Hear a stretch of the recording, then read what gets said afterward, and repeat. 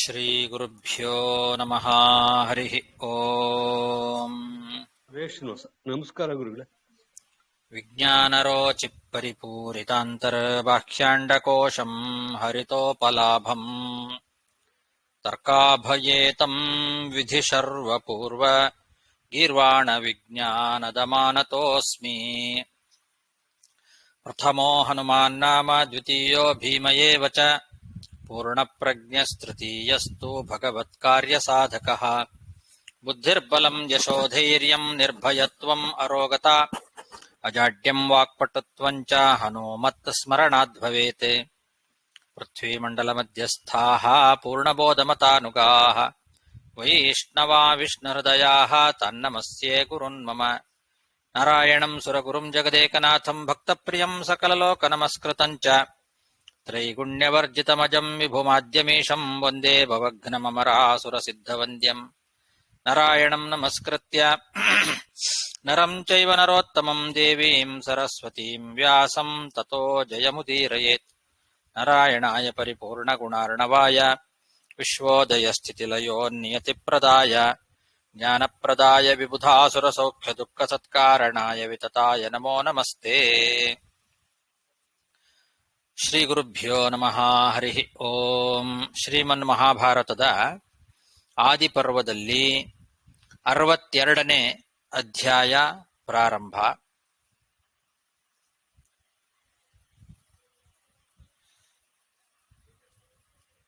ಜನಮೇಜಯ ಉವಾಚ ದೇವಾನಾಂ ದಾನವಾನಾಂ ಚ ಯಕ್ಷಾಣಾಮಥ ರಕ್ಷಸಾಂ ಅನ್ಯೇಷಾಂ ಚೈವ ಭೂತಾನಾಂ ಸರ್ವೇಷಾಂ ಭಗವನ್ನಹಂ ಶ್ರೋತುಮಿಚ್ಛಾಮಿ ತತ್ವೇನ ಮಾನುಷೇಷು ಮಹಾತ್ಮನಾಂ ಜನ್ಮ ಕರ್ಮ ಚ ಭೂತಾನಾಂ ಏತೇಷಾಂ ಅನುಪೂರ್ವಶಃ.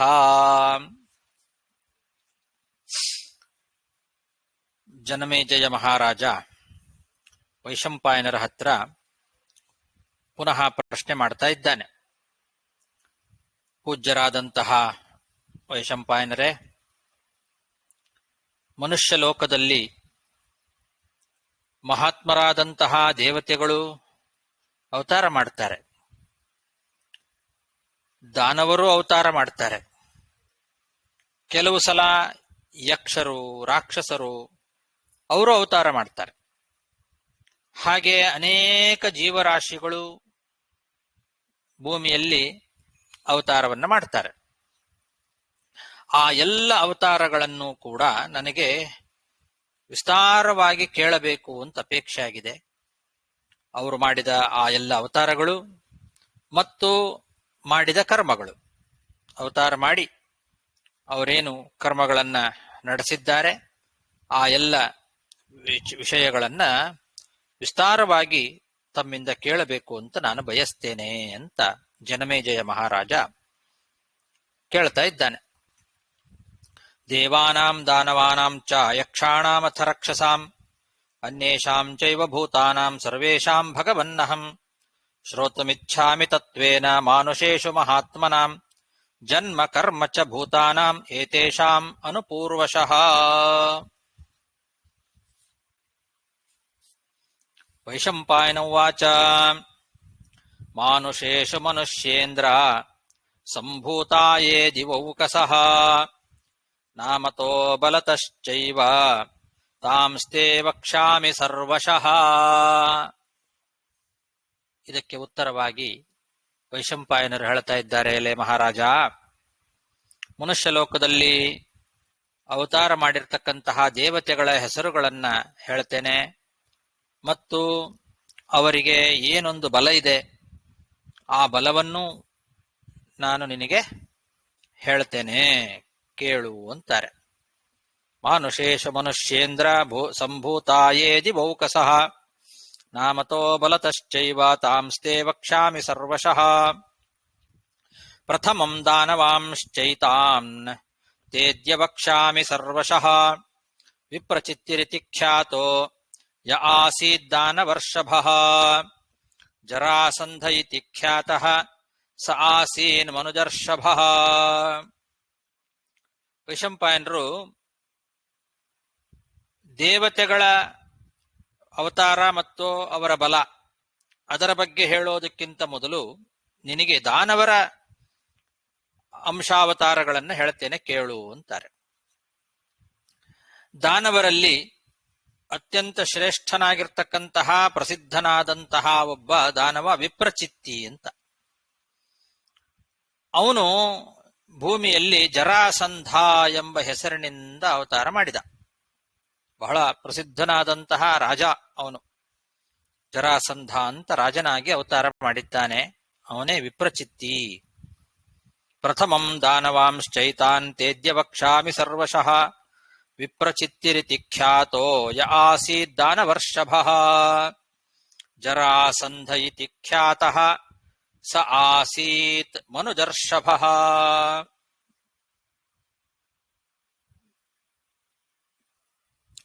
ದಿತೆ ಪುತ್ರಸ್ತು ಯೋ ರಾಜನ್ ಹಿರಣ್ಯಕಶಿಪುಃ ಸಜಜ್ಞೆ ಮಾನುಷೇ ಲೋಕೆ ಶಿಶುಪಾಲ ಇತಿ ಸ್ಮೃತಃ. ಇನ್ನು ದಿತಿದೇವಿಗೆ ಮಗನಾಗಿ ಹುಟ್ಟಿದಂತಹ ಹಿರಣ್ಯಕಶಿಪು ಎಂಬಂತಹ ದೈತ್ಯ ಏನಿದ್ದಾನೆ, ಅವನು ಮನುಷ್ಯ ಲೋಕದಲ್ಲಿ ಶಿಶುಪಾಲ ಅನ್ನೋ ಹೆಸರಿನಿಂದ ಹುಟ್ಟಿದ. ಇಲ್ಲಿ ಮಹಾಭಾರತದಲ್ಲಿ ಮುಂದೆ ಬರುವಂತಹ ಯಾವ ಯಾವ ಚರಿತ್ರೆಗಳಿದ್ದಾವೋ ಅದಕ್ಕೆ ಸಂಬಂಧಪಟ್ಟಂತೆ ದೇವತೆಗಳ ಮತ್ತು ದಾನವರ ಅವತಾರಗಳನ್ನ ಹೇಳ್ತಾ ಬರ್ತಾರೆ. ಹಿರಣ್ಯಕಶಿಪು ಅಂತನ್ನೋನು ದ್ವಿತೀಯ ಮಗನಾಗಿ ಹಿಂದೆ ಏನು ಅವತಾರ ಹುಟ್ಟಿದ್ದ, ಅವನೇ ಈಗ ಮನುಷ್ಯರಾಗಿ ಶಿಶುಪಾಲ ಅನ್ನೋ ಹೆಸರಿನಿಂದ ಹುಟ್ಟಿದ್ದಾನೆ. ದಿತೆ ಪುತ್ರಸ್ತು ಯೋ ರಾಜನ್ ಹಿರಣ್ಯಕಶಿಪುಃ ಸಜಜ್ಞೆ ಮಾನುಷೇ ಲೋಕೆ ಶಿಶುಪಾಲ ಇತಿ ಸ್ಮೃತಃ ಸಂಹ್ಲಾದ ಇತಿ ವಿಖ್ಯಾತಃ ಪ್ರಹ್ಲಾದಸ್ಯಾನುಜಶ್ಚಯಃ ಸಶಲ್ಯ ಇತಿ ವಿಖ್ಯಾತೋ ಜಜ್ಞೆ ಮದ್ರೇಶ್ವರೋ ಬಲಿ. ಇನ್ನು ಹಿಂದೆ ಆ ಹಿರಣ್ಯಕಶಿಪುವಿನ ಮಕ್ಕಳಲ್ಲಿ ಪ್ರಹ್ಲಾದನ ತಮ್ಮನಾಗಿ ಹುಟ್ಟಿದವನು ಸಂಹ್ಲಾದ. ಪ್ರಹ್ಲಾದನ ತಮ್ಮ ಸಂಹ್ಲಾದ ಅಂತ. ಆ ಸಲ್ಹಾದ ಅಂತನ್ನೋನು ಈಗ ಮದ್ರ ದೇಶಕ್ಕೆ ಒಡೆಯನಾಗಿ ಶಲ್ಯ ಅನ್ನೋ ಹೆಸರಿನಿಂದ ಬಲಿಷ್ಠನಾದಂತಹ ರಾಜನಾಗಿ ಹುಟ್ಟಿದ್ದಾನೆ. ಮದ್ರ ದೇಶಾಧಿಪತಿಯಾದ ಶಲ್ಯ ಅವನು ಪ್ರಹ್ಲಾದನ ತಮ್ಮ ಸಲ್ಹಾದ. ಸಲ್ಹಾದ ಇತಿ ವಿಖ್ಯಾತಃ ಪ್ರಹ್ಲಾದಸ್ಯಾನುಜಶ್ಚಯಃ ಸಶಲ್ಯ ಇತಿ ವಿಖ್ಯಾತೋ ಜಜ್ಞೆ ಮದ್ರೇಶ್ವರೋ ಬಲಿ. ಅನುಲ್ಹಾದಸ್ತು ತೇಜಸ್ವಿ ಯೋ ಭೂತ್ಖ್ಯಾತೋ ಜಘನ್ಯಜಃ ಧೃಷ್ಟಕೇತುರಿತಿ ಖ್ಯಾತಃ ಸ ಬಭೂವ ನರೇಶ್ವರಃ.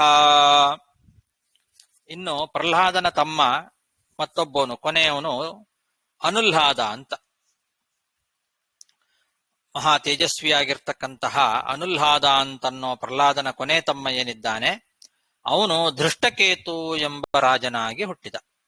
ಇದನ್ನೆಲ್ಲ ನೆನಪಿಟ್ಟುಕೊಳ್ರಿ. ಮುಂದೆ ಮಹಾಭಾರತದ ಕಥೆಗಳನ್ನ ಹೇಳುವಾಗ ಇವರದ್ದೆಲ್ಲ ಚರಿತ್ರೆಗಳು ಬರ್ತದೆ. ಆವಾಗ ಇವರು ಮೂಲಭೂತ ಅವತಾರಗಳು ಯಾರ್ಯಾರು ಅನ್ನೋದನ್ನ ತಿಳ್ಕೊಂಡಿದ್ರೆ ಆವಾಗ ನಮಗೆ ಸರಿಯಾಗಿ ಅರ್ಥ ಆಗ್ತದೆ. ಹಾಗಾಗಿ ಧೃಷ್ಟಕೇತು ಅಂತನ್ನೋನು ಪ್ರಹ್ಲಾದನ ಕೊನೆಯ ತಮ್ಮನಾಗಿರ್ತಕ್ಕಂತಹ ಸಲ್ಹಾದ, ಅನುಲ್ಹಾದ. ಪ್ರಹ್ಲಾದನ ತಮ್ಮ ಸಲ್ಹಾದ ಅಂತನ್ನೋನು ಮದ್ರ ದೇಶಾಧಿಪತಿಯಾದ ಶಲ್ಯ. ಹಿರಣ್ಯಕಶಿಪುವೇ ಶಿಶುಪಾಲ. ಜರಾಸಂಧ ಅಂತನ್ನೋನು ವಿಪ್ರಚಿತ್ತಿಯ ಅವತಾರ. ಇದನ್ನೆಲ್ಲ ನೆನಪಲ್ಲಿಟ್ಟುಕೊಳ್ಳಿ. ಅನುಲ್ಲಾದಸ್ತು ತೇಜಸ್ವಿ ಯೋ ಭೂತ್ಖ್ಯಾತೋ ಜಘನ್ಯಜಃ ಧೃಷ್ಟಕೇತುರಿತಿ ಖ್ಯಾತಃ ಸ ಬಭೂವ ನರೇಶ್ವರಃ ಯಸ್ತು ರಾಜನ್ ಶಿವಿರ್ನಾಮ ದೈತ್ಯೇಯಃ ಪರಿಕೀರ್ತಿತಃ ದ್ರುಮ ಇತ್ಯಭಿವಿಖ್ಯಾತಃ ಸ ಆಸೀದ್ ಭುವಿ ಪಾರ್ಥಿವ. ಇನ್ನು ದ್ವಿತೀಯ ಮಗ ಮತ್ತೊಬ್ಬ ಶಿವಿ ಅಂತ ಅವನ ಹೆಸರು. ದ್ವಿತೀಯ ಅನೇಕ ಜನ ಮಕ್ಕಳು ದೈತ್ಯರೇನಿದ್ದಾರೆ, ದ್ವಿತೀಯ ಮಕ್ಕಳನ್ನೆಲ್ಲ ದೈತ್ಯರು ಅಂತ ಕರೀತಾರೆ. ಅದರಲ್ಲಿ ಹಿರಣ್ಯಕಶಿಪು ಶಿಶುಪಾಲನಾಗಿ ಅವತಾರ ಮಾಡಿದರೆ ಮತ್ತೊಬ್ಬ ಮಗ ದ್ವಿತೀಯ ಮಗ ಶಿವಿ, ಅವನು ದ್ರುಮ ಅನ್ನೋ ಹೆಸರಿನಿಂದ ಭೂಮಿಯಲ್ಲಿ ಅವತಾರ ಮಾಡಿ ಪ್ರಸಿದ್ಧನಾಗ್ತಾನೆ. ಯಸ್ತು ರಾಜನ್ ಶಿವಿರ್ನಾಮ ದೈತೇಯ ಪರಿಕೀರ್ತಿತಃ ದ್ರುಮ ಇತ್ಯಭಿವಿಖ್ಯಾತಃ ಸ ಆಸೀದ್ ಭುವಿ ಪಾರ್ಥಿವ. ಬಾಷ್ಕಲೋ ನಾಮ ಯಸ್ತೇಷಾಂ ಆಸೀದ್ ಅಸುರ ಸತ್ತಮಃ ಭಗದತ್ತ ಇತಿ ಖ್ಯಾತಃ ಸ ಆಸೀನ್ ಮನುಜೇಶ್ವರಃ. ಇನ್ನೊಬ್ಬ ಬಾಷ್ಕಲ ಅಂತನ್ನೋ ಹೆಸರಿನಿಂದ ಪ್ರಸಿದ್ಧನಾದವನು, ಇವನು ಭಗದತ್ತ ಎಂಬ ರಾಜನಾಗಿ ಅವತಾರ ಮಾಡ್ತಾನೆ. ಭಗದತ್ತ ಅಂತನ್ನವನು ಅವನು ಕುಬೇರನ ಅವತಾರ ಅಂತ ಹೇಳ್ತಾರೆ, ಮುಂದೆ ಬರ್ತದೆ ಅದು.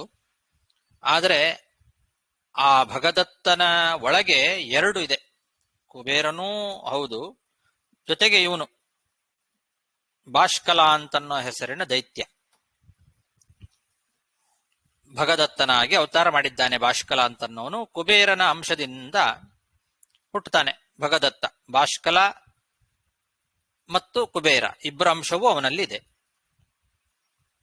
ಬಾಷ್ಕಲೋ ನಾಮ ಯಸ್ತೇಷಾಂ ಆಸೀದಸುರ ಸತ್ತಮಃ ಭಗದತ್ತ ಇತಿ ಖ್ಯಾತಃ ಸ ಆಸೀನ್ ಮನುಜೇಶ್ವರಃ. ಅಯಶಿರಾ ಅಶ್ವಶಿರಾ ಅಯಶಂಕುಶ್ಚ ಭಾರತ ತಥಾ ಗಗನಮೂರ್ಧಾ ಚ ವೇಗವಾಂಶ್ಚೈವ ಪಂಚಮಃ.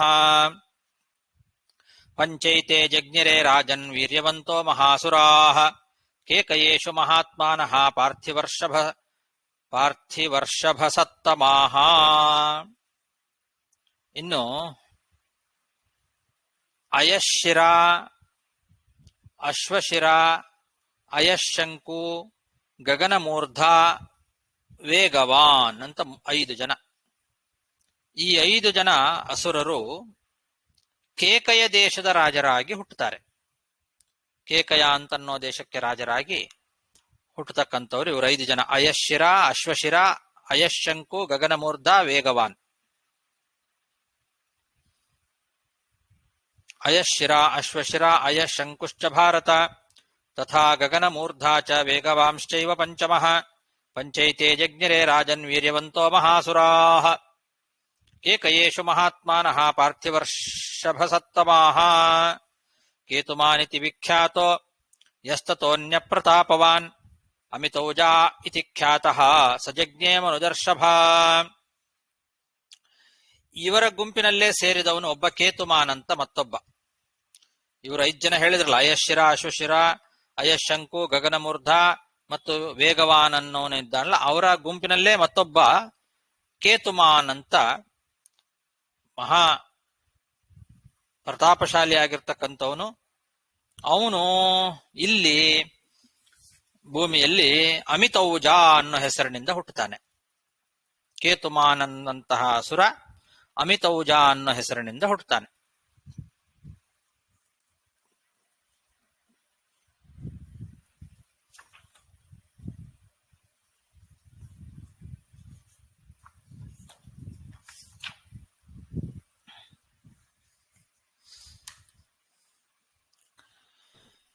ನಾರಾಯಣ, ಸೊ ಈ ಹಸುರೆಲ್ಲ ಬಂದು ಮೇಲೋಕದಲ್ಲಿಯೂ ವ್ಯಾಪ್ತ ಉಂಟು ಅವ್ರಿಗೆ, ಸ್ವರ್ಗ ಆ ತರ ಎಲ್ಲ ಹೋಗಕ್ಕೂ ಅವ್ರಿಗೆ? ಹೌದೌದು, ಅವರಿಗೆ ಆ ಶಕ್ತಿ ಇದೆ.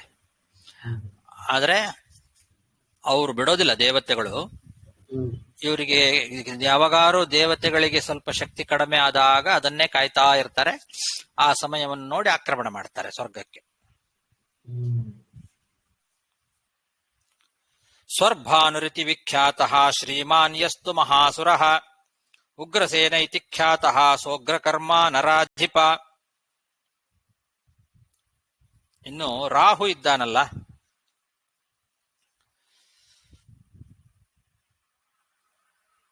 ಈ ರಾಹು ಅನ್ನೋ ಹೆಸರಿನಿಂದ ಪ್ರಖ್ಯಾತನಾದಂತಹ ಮಹಾ ಅಸುರ ಅವನು ಇಲ್ಲಿ ಉಗ್ರಸೇನ ಅನ್ನೋ ಹೆಸರಿನಿಂದ ಹುಟ್ಟುತ್ತಾನೆ. ರಾಹು ಎಂಬ ಹೆಸರಿನಿಂದ ಪ್ರಖ್ಯಾತನಾದವನೇ ಉಗ್ರಸೇನ. ಇವನು ಉಗ್ರಸೇನ ಅಂದುಕೊಳ್ಳೇನೆ ನಮಗೆ ಕಂಸನ ತಂದೆ ಉಗ್ರಸೇನ ಅಂತ ಒಬ್ಬ ಇದ್ದಾನೆ, ಅವನು ಬೇರೆ. ಕಂಸನಿಗೆ ತಂದೆಯಾದ ಉಗ್ರಸೇನಿಗಿಂತ ಬೇರೆ ಇವನು ಇನ್ನೊಬ್ಬ ಉಗ್ರಸೇನ.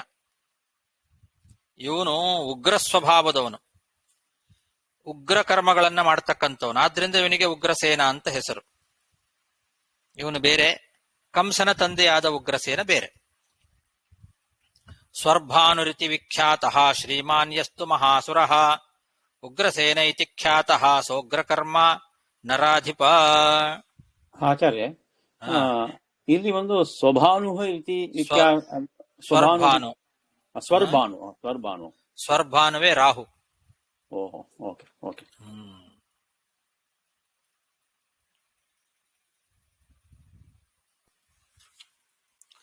ಯಸ್ತ್ವಶ್ವ ಇತಿ ವಿಖ್ಯಾತಃ ಸರ್ವಶಸ್ತ್ರಭೃತಾಂ ವರಃ ಅಶೋಕೋ ನಾಮ ರಾಜಾಸೀನ್ ಮಹಾವೀರ್ಯ ಪರಾಕ್ರಮಃ.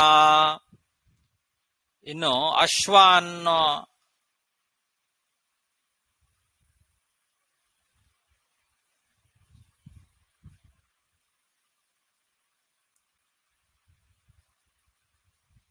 ಯಸ್ತು ಅಶ್ವ ಇತಿ ವಿಖ್ಯಾತಃ ಸರ್ವಶಸ್ತ್ರಭೃತಾಂವರಃ. ಶಸ್ತ್ರಧಾರಿಗಳಲ್ಲೇ ಅತ್ಯಂತ ಪ್ರಸಿದ್ಧನಾಗಿರ್ತಕ್ಕಂಥವನು ಅಶ್ವ ಅನ್ನೋ ಹೆಸರಿನವನು. ಅವನು ಅಸುರ. ಇಲ್ಲಿ ಅಶೋಕ ಅನ್ನೋ ಹೆಸರಿನಿಂದ ರಾಜನಾಗಿ ಹುಟ್ಟುತ್ತಾನೆ. ಅಶೋಕೋ ನಾಮ ಮಹಾವೀರ್ಯ ಪರಾಕ್ರಮ, ಬಹಳ ವೀರ್ಯ ಪರಾಕ್ರಮವುಳ್ಳಂತಹ ರಾಜನಾಗಿ ಅಶೋಕ ಅನ್ನೋ ಹೆಸರಿನಿಂದ ಹುಟ್ಟುತ್ತಾನೆ. ಅವನು ಅಶ್ವ ಅನ್ನೋ ಹೆಸರಿನ ಒಬ್ಬ ಅಸುರ.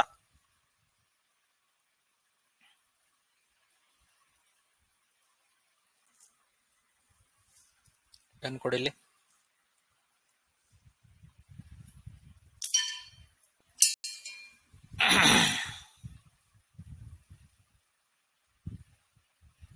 ಕಾಲ ಯಾವಲ್ಲ ಆಚಾರ್ಯ? ಇದೆಲ್ಲ ಮಹಾಭಾರತದ ಕಾಲದಲ್ಲೇನೆ. ಮಹಾಭಾರತದ ಯುದ್ಧ ನಡೀತದಲ್ಲ ಇವಾಗ, ಮುಂದೆ ಇದೇ ಸಮಯದಲ್ಲಿ ಈ ಮಹಾಭಾರತ ಯುದ್ಧದಲ್ಲಿ ಪಾಲ್ಗೊಳ್ಳತಕ್ಕಂತಹ ಯಾರ್ಯಾರಿದ್ದಾರೆ ಅವರ ಹೆಸರುಗಳನ್ನೇ ಈಗ ಹೇಳ್ತಾ ಇರೋದು. ನಾವು ನಮ್ಮ ಈ ಅಶೋಕ ಚಕ್ರವರ್ತಿನ ಒಬ್ಬ ಇಲ್ಲಿ ಇದ್ದ ಇಂಡಿಯಾದಲ್ಲಿ, ಅವನು ತುಂಬಾ ಅವನಲ್ಲ ಅನ್ಸುತ್ತೆ. ಹೌದು, ಅವನಲ್ಲ ಅವನೇ ತಿರುಗಿ ಈ ಕಲಿಗಾಲದಲ್ಲಿ ಅವನೇ ಹುಟ್ಟುವ ಅಂತ, ಇಲ್ಲ ಅವನ ಬೇರೆ ಅಂತ?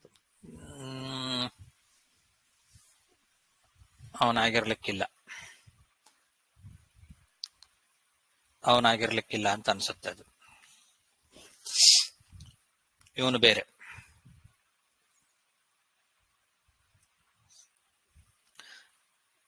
ಯಸ್ತು ಅಶ್ವ ಇತಿ ವಿಖ್ಯಾತಃ ಸರ್ವಶಸ್ತ್ರಭೃತಾಂವರಃ ಅಶೋಕೋ ನಾಮ ರಾಜಾಸೀನ್ ಮಹಾವೀರ್ಯ ಪರಾಕ್ರಮಃ ತಸ್ಮಾದವರಜೋ ಯಸ್ತು ರಾಜನ್ ಅಶ್ವಪತಿ ಸ್ಮೃತಃ ದೈತ್ಯೇಯಸ್ಸೋಭವದ್ರಾಜ ಹಾರ್ದಿಕ್ಯೋ ಮನುಜರ್ಷಭಃ. ಈ ಅಶೋಕ ಅಂತನ್ನೋನೇನಿದ್ದ ಅವನ ತಮ್ಮ ಅಶ್ವಪತಿ ಅನ್ನೋ ಹೆಸರಿನ ದೈತ್ಯ. ಇವನು ಹಾರ್ದಿಕ್ಯ ಅನ್ನೋ ಹೆಸರಿನಿಂದ ರಾಜನಾಗಿ ಹುಟ್ಟುತ್ತಾನೆ. ಅಶ್ವಪತಿ ಅನ್ನೋನು ಒಬ್ಬ ದೈತ್ಯ. ಇವನೇ ಆ ಅಶೋಕನ ತಮ್ಮ ಅಂತ ಹೇಳ್ತಾರೆ. ತಸ್ಮಾದ್ ಅವರಜೋ ಅಂತ. ಅವರಜ ಅಂದ್ರೆ ಅವನ ತಮ್ಮ ಅಂತ ಅರ್ಥ. ಅವನ ತಮ್ಮನಾದಂತಹ ಅಶ್ವಪತಿ ಅಂತನ್ನೋ ಹೆಸರಿನ ದೈತ್ಯ ಹಾರ್ದಿಕ್ಯ ಎಂಬ ಹೆಸರಿನ ರಾಜನಾಗ್ತಾನೆ. ಹಾರ್ದಿಕ್ಯೋ ರಾಜ. ಹಾರ್ದಿಕ್ಯ ಅಂತನ್ನೋನು ಒಬ್ಬ ಕೃತವರ್ಮನ ಮಗ ಇದ್ದಾನೆ. ಕೃತವರ್ಮ ಅಂತನ್ನೋ ರಾಜನ ಮಗ ಒಬ್ಬ ಹಾರ್ದಿಕ್ಯ ಇದ್ದಾನೆ. ಕೃತವರ್ಮನ ತಮ್ಮ ಹೃದಿಕ ಅಂತ. ಆ ಹೃದಿಕನ ಮಗ ಹಾರ್ದಿಕ್ಯ. ಅವನಿಗೂ ಹಾರ್ದಿಕ್ಯ ಅಂತ ಕರೀತಾರೆ. ಅವನು ಕೃತವರ್ಮನ ತಮ್ಮನ ಮಗ. ಕೃತವರ್ಮನ ತಮ್ಮನಿಗೆ ಹೃದಿಕ ಅಂತ ಹೆಸರಿದೆ. ಆ ಹೃದಿಕನ ಮಗ ಹಾರ್ದಿಕ್ಯ. ಅವನು ಬೇರೆ ಹಾರ್ದಿಕ್ಯ. ಇವನು ಬೇರೆ. ಈ ಅಶ್ವಪತಿಯ ಹೆಸರಿನ ದೈತ್ಯ ಹಾರ್ದಿಕ್ಯ ಅನ್ನೋ ಹೆಸರಿನಿಂದ ಹುಟ್ಟುತ್ತಾನಲ್ಲ, ಇವನು ಬೇರೆ ಅಂತ ಹೇಳ್ತಾರೆ. ತಸ್ಮಾದ್ ಅವರಜೋ ಯಸ್ತು ರಾಜನ್ ಅಶ್ವಪತಿ ಸ್ಮೃತಃ ದೈತ್ಯೇಯಸ್ಸೋಭವದ್ರಾಜ ಹಾರ್ದಿಕ್ಯೋ ಮನುಜರ್ಷಭಃ ವೃಷಪರ್ವೇತಿ ವಿಖ್ಯಾತಃ ಆಸೀದ್ಯಸ್ತು ಮಹಾಸುರಃ ದೀರ್ಘ ಪ್ರಜ್ಞ ಇತಿ ಖ್ಯಾತಃ ಪೃಥಿವ್ಯಾಂ ಸೋಭವನ್ ನೃಪಃ. ಮತ್ತೊಬ್ಬ ವೃಷಪರ್ವ ಅಂತ ಒಬ್ಬ ಪ್ರಸಿದ್ಧನಾದಂತಹ ಅಸುರ ಇದ್ದಾನೆ. ವೃಷಪರ್ವ ಅಂತನ್ನೋ ಅಸುರ. ಅವನೇ ಭೂಮಿಯಲ್ಲಿ ದೀರ್ಘಪ್ರಜ್ಞ ಅನ್ನೋ ರಾಜನಾಗಿ ಹುಟ್ಟುತ್ತಾನೆ.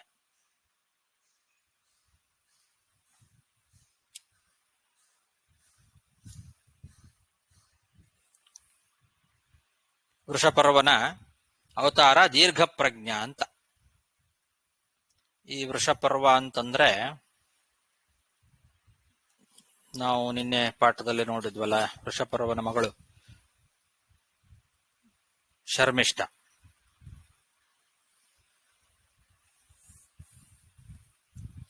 ಅವನೇ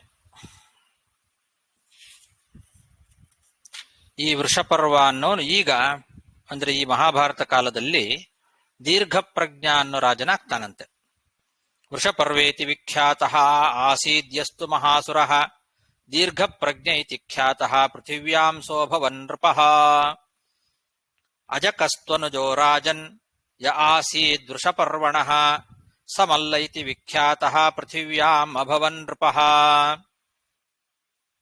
ಈ ವೃಷಪರ್ವ ಅನ್ನೋ ರಾಜನ ತಮ್ಮ ಅಜಕ ಅಂತ ಮತ್ತೊಬ್ಬ ದೈತ್ಯ. ಈ ವೃಷಪರ್ವನ ತಮ್ಮನಾದ ಅಜಕ ಅನ್ನೋನು ಈಗ ಭೂಮಿಯಲ್ಲಿ ಮಲ್ಲ ಅನ್ನೋ ಹೆಸರಿನ ರಾಜನಾಗ್ತಾನೆ.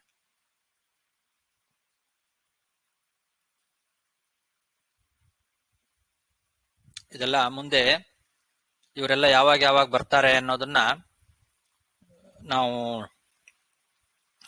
ಅವರ ಚರಿತ್ರೆಗಳು ಬಂದಾಗ ಇದನ್ನ ನೆನ್ಪಿಟ್ಟುಕೊಳ್ಬೇಕು. ಈ ಮಲ್ಲ ಅಂತನ್ನೋನು ಕೃಷ್ಣನ ಜೊತೆಯಲ್ಲಿ ಯುದ್ಧ ಮಾಡ್ತಾನೆ ಅಂತ ಅನ್ಸತ್ತೆ. ಅದನ್ನ ನೋಡಿದಾಗ ಮತ್ತೆ ಇಲ್ಲಿಗೆ ಬರ್ಬೇಕು ನಾವು. ಇದು ಎಷ್ಟನೇ ಅಧ್ಯಾಯ? 62ನೇ ಅಧ್ಯಾಯ ಆದಿಪರ್ವದ್ದು.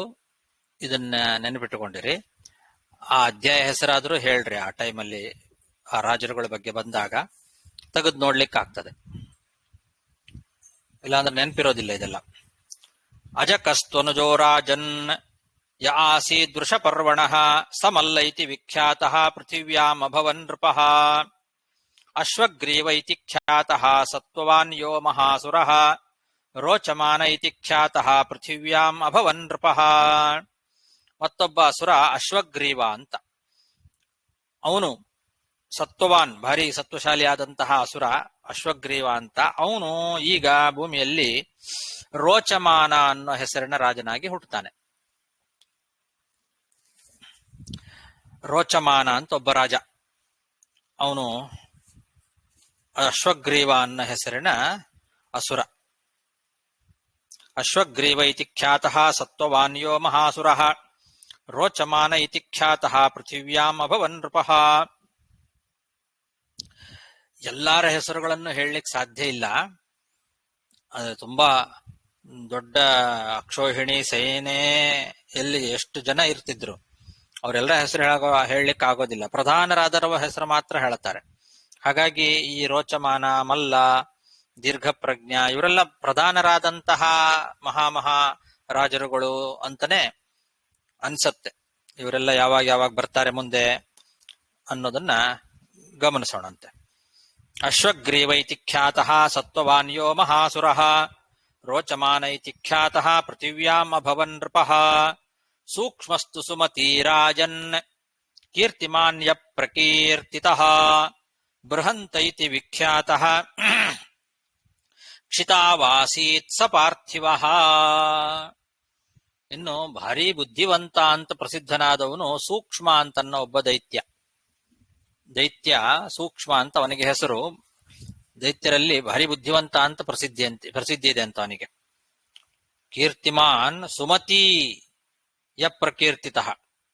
ಭಾರಿ ಬುದ್ಧಿವಂತ ಅಂತ ಪ್ರಸಿದ್ಧನಾದಂತಹ ಸೂಕ್ಷ್ಮ ಎಂಬ ಹೆಸರಿನ ದೈತ್ಯ ಈಗ ಭೂಮಿಯಲ್ಲಿ ಬೃಹಂತ ಅನ್ನೋ ಹೆಸರಿನ ರಾಜನಾಗಿ ಹುಟ್ಟುತ್ತಾನೆ.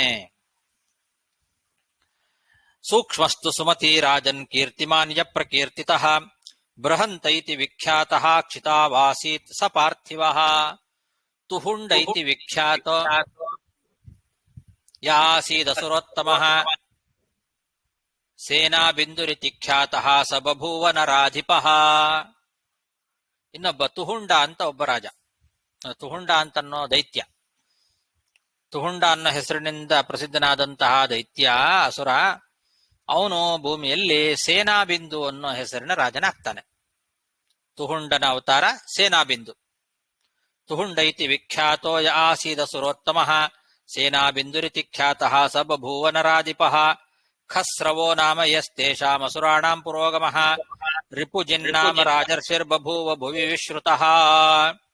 ಇನ್ನೊಬ್ಬ ಅಸುರರಿಗೆ ಒಡೆಯನಾಗಿರ್ತಕ್ಕಂಥವನು ಖಸ್ರವ ಅಂತ ಅವನಿಗೆ ಹೆಸರು. ಅಸುರರಲ್ಲಿ ಮತ್ತೊಬ್ಬ ಅಸುರರ ನಾಯಕ ಅಂತ ಹೇಳ್ತಾರೆ ಇವನನ್ನ. ಖಸ್ರವ ಅಂತ ಹೆಸರೇ ಕೇಳಿಲ್ಲ. ಅಸುರರ ನಾಯಕನಾಗಿದ್ದಂತೆ ಇವನು. ಆ ಖಸ್ರವ ಅಂತನ್ನೋನು ಭೂಮಿಯಲ್ಲಿ ಈಗ ರಿಪುಜಿತ್ ಅನ್ನೋ ಹೆಸರಿನ ರಾಜನಾಗಿ ಹುಟ್ಟುತ್ತಾನೆ. ರಿಪುಜಿತ್ ಅಂತ ಮುಂದೆ ಬರ್ತದೆ. ಅವನು ಒಬ್ಬ ರಾಜ. ಅವನು ಖಸ್ರವ ಅನ್ನೋ ಹೆಸರಿನ ಅಸುರನ ಅವತಾರ. ಖಸ್ರವೋ ನಾಮ ಯಸ್ತೇಷಾಂ ಅಸುರಾಣಾಂ ಪುರೋಗಮಃ ರಿಪುಜಿನ್ನಾಮ ರಾಜರ್ಷಿರ್ಬಭೂವ ಭುವಿ ವಿಶ್ರುತಃ. ಆಚಾರ ಹಾ, ಅಲ್ಲಿ ಖ್ಯಾತಃ ವಿಖ್ಯಾತಃ ಅಂತ ಬರ್ತಲ್ಲ, ಎರಡುವೇ ಒಂದೇ ಅರ್ಥ ಕೊಡುತ್ತೆ, ಇಲ್ಲ ಅದು ವಿಶೇಷವಾದ? ವಿಖ್ಯಾತ ಅಂದ್ರೆ ವಿಶೇಷವಾಗಿ ಖ್ಯಾತ ಅಂತ ಅರ್ಥ. ಖ್ಯಾತ ಅಂದ್ರೆ ಪ್ರಸಿದ್ಧನಾದವನು ಅಂತ ಅರ್ಥ. ಅಲ್ಲಿ ಖ್ಯಾತ ಅನ್ನೋ ಶಬ್ದಕ್ಕೆನೆ ಒಳ್ಳೆ ಖ್ಯಾತಿ ಉಳ್ಳವನು, ಪ್ರಸಿದ್ಧನಾದವನು ಅಂತ ಅರ್ಥ. ವಿಖ್ಯಾತ ಅಂದ್ರೆ ವಿಶೇಷವಾಗಿ ಪ್ರಸಿದ್ಧಿ ಉಳ್ಳವನು ಅಂತ ಅರ್ಥ. ಇನ್ನೂ ಸ್ವಲ್ಪ ಜಾಸ್ತಿ ಅಂತ ಅರ್ಥ. ಫೇಮಸ್, ಜಾಸ್ತಿ ಫೇಮಸ್ ಆದವರನ್ನು ವಿಖ್ಯಾತ ಅಂತ ಕರೀತಾರೆ. ಒಂದೊಂದ್ಸಲ ಆ ಒಂದು ಶ್ಲೋಕಕ್ಕೆ ಅಕ್ಷರ ಪೂರ್ಣ ಮಾಡ್ಲಿಕ್ಕೆ ಬೇಕಾಗಿರ್ತದೆ, ಹಂಗಾಗೂ ಹಾಕಿರ್ತಾರೆ. ಸಾಧಾರಣವಾಗಿ ನಾವು ಮಹಾಭಾರತ ವೇದವ್ಯಾಸ ರಚನೆ ಮಾಡಿರ್ತಕ್ಕಂತಹ ಗ್ರಂಥಕ್ಕೆ ಹಾಗೆ ವಿಚಾರ ಮಾಡಬಾರ್ದು. ಬರೇ ಶ್ಲೋಕ ಪೂರ್ಣೆಗೋಸ್ಕರ ಯಾವ್ದೋ ಕವಿಗಳು ಒಂದು ಅಕ್ಷರ ಜಾಸ್ತಿ ಬೇಕು ಅಂತ ಹೇಳಿ ಎಕ್ಸ್ಟ್ರಾ ಸೇರಿಸಿರ್ತಾರೆ, ಅದಕ್ಕೆಲ್ಲ ಅರ್ಥ ಇರೋದಿಲ್ಲ. ಆದ್ರೆ ಮಹಾಭಾರತಕ್ಕೆ ಆಗಲ್ಲ. ವಿಶೇಷವಾಗಿ ಒಂದೊಂದು ಅಕ್ಷರಗಳಿಗೂ ಕೂಡ ವಿಶೇಷ ಅರ್ಥಗಳಿರ್ತದೆ. ಮಿನಿಮಮ್ 3 ಅರ್ಥ ಇದೆ ಮಹಾಭಾರತಕ್ಕೆ, 100 ಅರ್ಥಗಳು ಕೂಡ ಇದೆ. ಹಾಗಾಗಿ ಅಷ್ಟು ಸುಲಭವಾಗಿ ನಾವು ಬರೇ ಅಕ್ಷರ ಪೂರ್ಣೆಗೋಸ್ಕರ ಒಂದು ಅಕ್ಷರ ಬೇಕು ಅಂತ ಹಾಕಿದ್ದಾರೆ ಅಂತ ಇಟ್ಕೊಳ್ಬಾರ್ದು. ವಿಖ್ಯಾತ ಅನ್ನೋದಕ್ಕೂ ಖ್ಯಾತ ಅನ್ನೋದಕ್ಕೂ ಬಹಳ ವ್ಯತ್ಯಾಸ ಇರ್ತದೆ.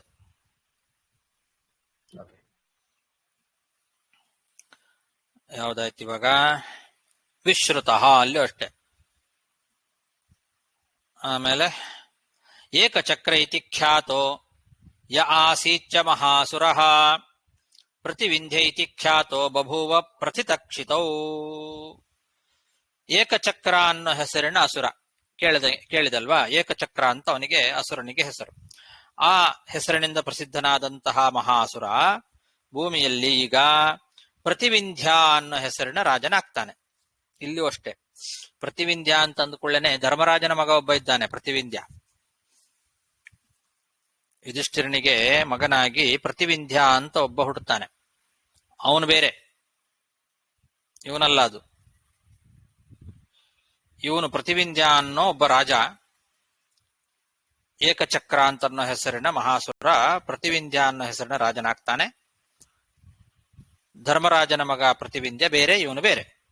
ಏಕಚಕ್ರ ಇತಿ ಖ್ಯಾತೋ ಯ ಆಸೀಚ್ಚ ಮಹಾಸುರಃ ಪ್ರತಿವಿಂಧ್ಯ ಇತಿ ಖ್ಯಾತೋ ಬಭೂವ ಪ್ರತಿತಕ್ಷಿತೌ.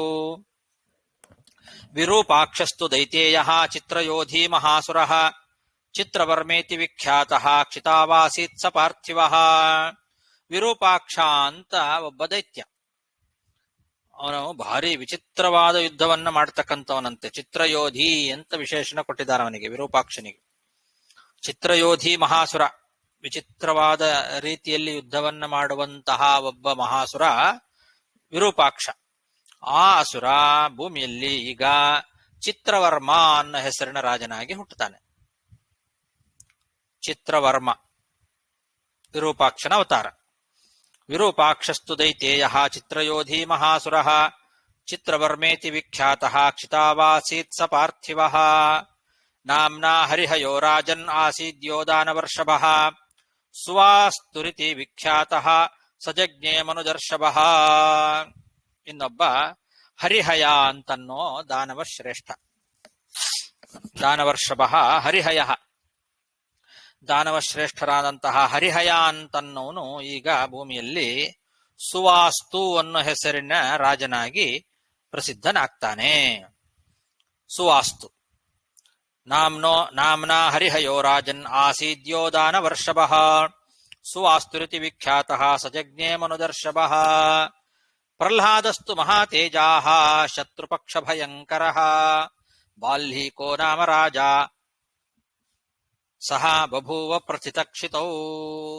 ಇನ್ನು ಪ್ರಹ್ಲಾದ, ಹಿರಣ್ಯಕಶಿಪುವಿನ ಮಗನಾದಂತಹ ಪ್ರಹ್ಲಾದ ಏನಿದ್ದಾನೆ, ಆ ಪ್ರಹ್ಲಾದ ರಾಜರು ಶತ್ರುಭಯಂಕರ, ಶತ್ರುಪಕ್ಷಕ್ಕೆ ಭಯಂಕರನಾಗಿರ್ತಕ್ಕಂತಹ ಮಹಾತೇಜಾಹ, ಮಹಾತೇಜಸ್ವಿಯಾಗಿರ್ತಕ್ಕಂತಹ ಆ ಪ್ರಹ್ಲಾದ ಭೂಮಿಯಲ್ಲಿ ಈಗ ಬಾಲ್ಹೀಕ ಎಂಬ ಹೆಸರಿನ ರಾಜನಾಗಿ ಅವತಾರವನ್ನ ಮಾಡ್ತಾರೆ.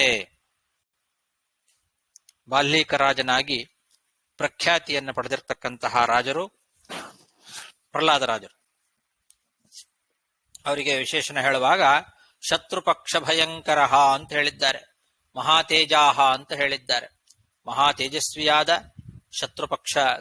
ಶತ್ರುಪಕ್ಷಕ್ಕೆ ಭಯವನ್ನು ಉಂಟು ಮಾಡತಕ್ಕಂತಹ ಪ್ರಹ್ಲಾದ ರಾಜರು ಬಾಲ್ಹೀಕ ಅನ್ನೋ ಹೆಸರಿನ ರಾಜರಾಗಿ ಭೂಮಿಯಲ್ಲಿ ಅವತಾರ ಮಾಡಿದರು. ಪ್ರಹ್ಲಾದಸ್ತು ಮಹಾತೇಜಾಹ ಶತ್ರುಪಕ್ಷ ಭಯಂಕರ ಬಾಲ್ಹೀಕೋ ನಾಮ ರಾಜ ಸಹ ಬಭೂವ ಪ್ರಥಿತಕ್ಷಿತೌ. ನಿಚಂದ್ರಶ್ಚಂದ್ರವಕ್ತ್ರಸ್ತು ಯಾಸೀದ್ ದಾನವೋತ್ತಮಃ ಸುಚಂದ್ರ ಇತಿ ವಿಖ್ಯಾತೋ ಭೂಮಾವಾಸೀತ್ ಸ ಪಾರ್ಥಿವಃ. ಇನ್ನು ನಿಚಂದ್ರ ಅನ್ನೋ ಹೆಸರಿನ ಪ್ರಸಿದ್ಧನಾದಂತಹ ಒಬ್ಬ ದಾನವ, ಅವನು ಚಂದ್ರವಕ್ತ್ರ ಅಂತ ಅವನಿಗೆ ವಿಶೇಷಣ ಕೊಟ್ಟಿದ್ದಾರೆ. ಚಂದ್ರನಂತೆ ಮುಖ, ಚಂದ್ರಮುಖ. ಅವನು ಭೂಮಿಯಲ್ಲಿ ಅವತಾರ ಮಾಡುವಾಗ ಸುಚಂದ್ರ ಅನ್ನೋ ಹೆಸರಿನ ರಾಜನಾಗಿ ಅವತಾರ ಮಾಡ್ತಾನೆ. ಅವನಲ್ಲಿ ನಿಚಂದ್ರ, ಇಲ್ಲಿ ಸುಚಂದ್ರ, ಅಷ್ಟೇ ವ್ಯತ್ಯಾಸ. ಮೂಲ ಅವನಿಗೆ ಅಸುರನ ಹೆಸರು ನಿಚಂದ್ರ, ಭೂಮಿಯಲ್ಲಿ ಅವತಾರ ಮಾಡಿದಾಗ ಅವನ ಹೆಸರು ಸುಚಂದ್ರ. ಅವನು ಚಂದ್ರನ ಮುಖವುಳ್ಳವನಾಗಿದ್ದ ಅಂತ. ಹಾಗಾಗಿ ಚಂದ್ರ ಅನ್ನೋದು ಅವನಿಗೆ ಎರಡು ಕಡೆಗೂ ಇದೆ. ಚಂದ್ರ ಮುಖ, ಅವನಿಗೆ ಚಂದ್ರನಂತೆ ಮುಖವುಳ್ಳವನು ನಿಚಂದ್ರ. ಭೂಮಿಯಲ್ಲಿ ಅವತಾರ ಮಾಡಿದಾಗ ಸುಚಂದ್ರ ಅನ್ನೋ ರಾಜನಾಗಿ ಹುಟ್ಟುತ್ತಾನೆ. ನಿಚಂದ್ರಶ್ಚಂದ್ರವಕ್ತ್ರಸ್ತು ಯ ಆಸೀದ್ ದಾನವೋತ್ತಮಃ ಸುಚಂದ್ರ ಇತಿ ವಿಖ್ಯಾತೋ ಭೂಮಾವಾಸೀತ್ ಸ ಪಾರ್ಥಿವಃ. ನಿಕುಂಭಸ್ತ್ವಜಿತಃ ಸಂಖ್ಯೆ ಮಹಾರತಿರಜಾಯತ ಭೂಮೌ ಭೂಮಿಪತಿಶ್ರೇಷ್ಠೋ ದೇವಾಧಿಕ ಇತಿ ಶ್ರುತಃ. ಇನ್ನು ನಿಕುಂಭ ಅನ್ನೋ ಒಬ್ಬ ಅಸುರ, ಅವನಿಗೆ ಸೋಲೇ ಇರಲಿಲ್ಲ ಅಂತೆ, ಯಾವತ್ತೂ ಸೋತಿರ್ಲಿಲ್ಲ ಅಂತೆ. ಅವನು ಯುದ್ಧದಲ್ಲಿ ಅವನು ಹೋದ ಅಂದ್ರೆ ಅವನ ಜಯವೇ, ಸೋಲನ್ನೇ ಕಾಣದೇ ಇರತಕ್ಕಂತಹ ಮಹಾಬುದ್ಧಿಶಾಲಿ ನಿಕುಂಭ ಅನ್ನೋ ಅಸುರ. ಅವನು ಭೂಮಿಯಲ್ಲಿ ಈಗ ದೇವಾಧಿಕ ಅನ್ನೋ ಹೆಸರಿನ ರಾಜನಾಗಿ ಹುಟ್ಟುತ್ತಾನೆ. ದೇವಾಧಿಕ ಅನ್ನೋ ಪ್ರಸಿದ್ಧನಾದ ರಾಜನಾಗಿ ಭೂಮಿಯಲ್ಲಿ ಹುಟ್ಟುತ್ತಾನೆ ನಿಕುಂಭ ಎಂಬ ಅಸುರ. ನಿಕುಂಭಸ್ತ್ವಜಿತ ಸಂಖ್ಯೆ ಮಹಾಮತಿರಜಾಯತ ಭೂಮೋ ಭೂಮಿಪತಿಶ್ರೇಷ್ಠೋ ದೇವಾಧಿಕ ಇತಿ ಶ್ರುತಃ. ಟೈಮ್ ಆಯ್ತಾ? ಸರಿ, 27 ಶ್ಲೋಕ ಆಯ್ತು. ಇವತ್ತು 62ನೇ ಅಧ್ಯಾಯದಲ್ಲಿ ಆದಿಪರ್ವದಲ್ಲಿ 27 ಶ್ಲೋಕ ಆಯ್ತು. ಮತ್ತೆ ಮುಂದಿನ ಪಾಠದಲ್ಲಿ ನೋಡೋಣ. ಶ್ರೀಕೃಷ್ಣ ಅರ್ಪಣಮಸ್ತು. ನಿಕುಂಭ ಎಂಬ ಒಂದು ರಾಕ್ಷಸ ಒಂದು ನಮ್ಮ ರಾಮಾಯಣ ಕಾಲದಲ್ಲಿ ಬರ್ತಾನೆ, ಅಲ್ಲೂ ಇದ್ದಾನೆ. ಹೌದು, ಅವನೇ ಈ ತರ ಅವತಾರ ಮಾಡ್ತಾನೆ ಅಂತ ಅವನೇ ಇರಬಹುದು. ಕುಂಭ ಮತ್ತು ನಿಕುಂಭ ಅನ್ನೋ ರಾಕ್ಷಸರು ಅವ್ರ ಹೆಸರು ಬರ್ತದಲ್ಲ, ಅವರೇ ಇವರು ಇದ್ರು ಇರಬಹುದು. ಚಂದ್ರ ಹೇಳಿರಲಿಲ್ಲ, ಮುಖವೇ ಚಂದ್ರನಂತೆ ಇದೆ. ಚಂದ್ರ, ಹೌದು. ನಮ್ಮಲ್ಲಿ ಹೇಗೆ, ನಮ್ಮ ದೇವತೆಗಳಲ್ಲಿ ಹೇಗೆ ಚಂದ್ರ ಸೂರ್ಯ ಇದ್ದಾರೋ ಅದೇ ತರ ಅದೇ ಕೆಲಸವನ್ನ ಮಾಡ್ಲಿಕ್ಕೋಸ್ಕರ ದೈತ್ಯರಿಗೆ ಅನುಕೂಲ ಮಾಡ್ಲಿಕ್ಕೆ ಆ ಹೆಸರಿನವರೇ ಅದೇ ಕೆಲಸ ಮಾಡೋರು ಇರ್ತಾರೆ. ಆ ಚಂದ್ರನಂತೆ ಮುಖ ಇದೆ ಅಂದ್ರೆ ಅಷ್ಟು ಲಕ್ಷಣವಾಗಿದ್ದಾನಂತ ಇಲ್ಲ. ಇಲ್ಲ, ಆ ಚಂದ್ರನಂತೆ ಇದ್ದ, ಚಂದ್ರಮುಖ ಅಂತಾನೆ ಹೇಳಿದ್ದಾರೆ. ಚಂದ್ರ ಏನ್ ಕೆಲಸ ಮಾಡ್ತಾನ ಅದೇ ಕೆಲಸ ಮಾಡ್ತಿದ್ದ ಅವನು. ಸೊ ಲಕ್ಷಣ ಇಟ್ಕೊಂಡು ನಾವು ಒಂದು ಯೋಗ್ಯತೆ ಹೇಳಕ್ಕಿಲ್ಲ. ಯೋಗ್ಯತೆ ಅಂದ್ರೆ ಅದು ಅವ್ರಿಗೆ ಅಷ್ಟು ಬಲ ಇತ್ತು ಅಂತ. ಅವ್ರಿಗೆಲ್ಲ ದೈತ್ಯರಿಗೆ ಅಷ್ಟು ಶಕ್ತಿಯನ್ನ ಕೊಟ್ಟಿರ್ತಾರೆ. ಇಲ್ಲ ಸರ್, ಶಕ್ತಿ ಓಕೆ, ಲಕ್ಷಣವೂ ಇತ್ತು ಶಕ್ತಿ ಇತ್ತು ಅಂತ, ಎರಡೂ ಇತ್ತು ಅಂತ. ಹೌದು, ಎರಡೂ ಇರ್ತದೆ. ಓಕೆ. ಸೊ ಅದರಿಂದ ನಾವು ಬಂದು ಒಬ್ಬರ ಲಕ್ಷಣವ ಇದ್ದಾಣ, ಒಂದು ತೇಜಸ್ವಿಯ ಇದ್ದಾಣ, ಅವನಿಟ್ಟು ಅವನ ಯೋಗಿದೆ ಹೇಳಕ್ಕಿಲ್ಲ, ಸ್ವರೂಪ ಹೇಳಕ್ಕಿಲ್ಲ. ಜನರಲ್ ಆಗಿ ಹೇಳ್ತಾನೆ. ಈಗ ಹೇಳಿ, ಈಗಿನ ಲೋಕದಲ್ಲಿ ಅದನ್ನ ತೀರ್ಮಾನ ಮಾಡ್ಲಿಕ್ಕೆ ಆಗಲ್ಲ. ಹಿಂದೆ ಹಾಗಿತ್ತು. ಲಕ್ಷಣ ಇದ್ರೆ ಅವರಲ್ಲಿ ಆ ಯೋಗ್ಯತೆ ಇರ್ತಿತ್ತು ಅಂತಾನೆ ಅರ್ಥ. ಇಲ್ಲಾದ್ರೆ ಲಕ್ಷಣ ಬರೋದಿಲ್ಲ. ಲಕ್ಷಣದಿಂದಲೇ ಅವರಲ್ಲಿ ಆ ಗುಣಗಳನ್ನ ತೀರ್ಮಾನ ಮಾಡ್ಲಿಕ್ಕೆ ಬರ್ತದೆ. ಬಟ್ ಈ ದೈತಿನೂ ಬಂದು ಲಕ್ಷಣ ಭರಿತವ ಇದ್ದ ಮತ್ತು ಬಲ ಇತ್ತು ನೋಡ್ತಾವಿಲ್ಲ ನಾವು ಮಹಾಭಾರತ. ಹೌದು, ಅದೇ ಅವರಿಗೆ ದೈತ್ಯರಿಗಳಿಗೆಲ್ಲ ವರಬಲದಿಂದ ಬಂದಿರ್ತದೆ. ಅವರಿಗೆ ಇದರಿಂದ ಇರೋದಿಲ್ಲ, ಯೋಗ್ಯತೆಯಲ್ಲೇ ಇರೋದಿಲ್ಲ. ಹೌದು, ಸ್ವರೂಪದಲ್ಲಿ ಇರೋದಿಲ್ಲ. ವರಬಲಗಳಿಂದ ಆ ಒಂದು ಶಕ್ತಿಯನ್ನು ಪಡ್ಕೊಂಡಿರ್ತಾರೆ ತಾತ್ಕಾಲಿಕವಾಗಿ. ಅಸುರರಿಗೆ, ದೈತ್ಯರಿಗೆಲ್ಲ ಹಾಗೆ. ದೇವತೆಗಳಿಗೆ ಸ್ವಾಭಾವಿಕವಾಗಿ ಆ ಶಕ್ತಿ ಬಲ ಅವರ ಸ್ವಭಾವದಲ್ಲೇ ಇರ್ತದೆ.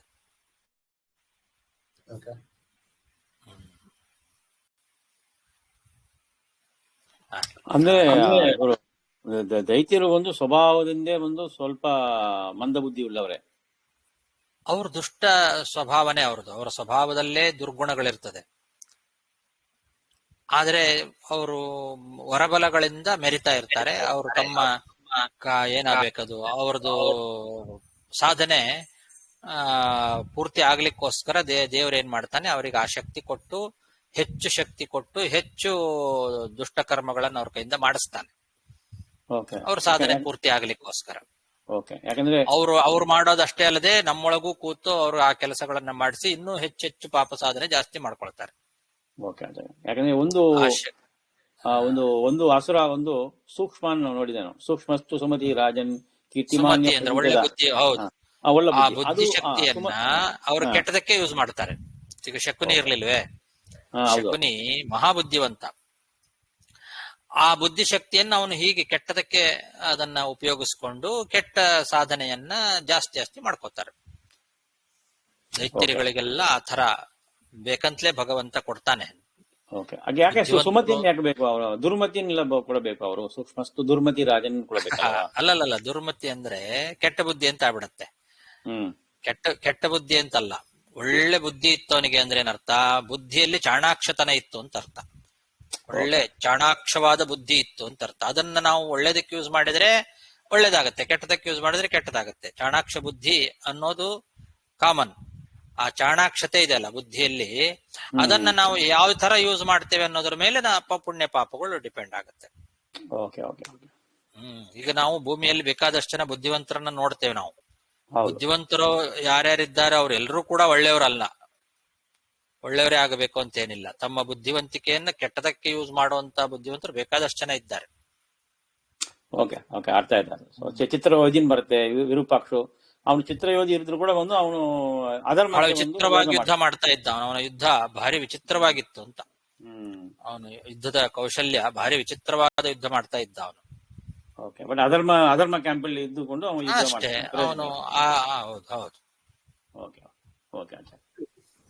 ನಮ್ಮ ಇದು ಲೌಕಿಕ ದೃಷ್ಟಾಂತ ಕೊಡಬೇಕಂದ್ರೆ ಸೆಲ್ ಫೋನ್ ಇದೆ, ಪವರ್ಫುಲ್ ಆಗಿದೆ. ಅದು ಒಳ್ಳೇದಕ್ಕೆ ಅದನ್ನ ಒಳ್ಳೇದಕ್ಕೂ ಯೂಸ್ ಮಾಡು. ಕರೆಕ್ಟ್.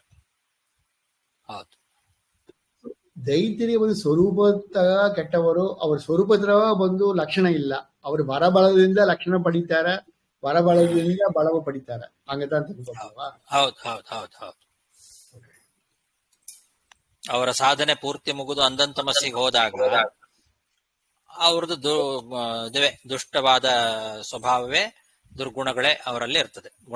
ದುರ್ಗುಣ ಸ್ವರೂಪರವರೆಲ್ಲ. ರೂಪ ಹೆಂಗಿದೆ ಅಂತ ಕೇಳ್ತಾನೆ. ರೂಪವು ಪೂರ್ವವಾರ ದುರ್ಗುಣ, ಅದೇ ಗುಣವೇ ದುರ್ಗುಣ ರೂಪವೇ. ದುರ್ಗುಣ ಸ್ವರೂಪರವರೆಲ್ಲ.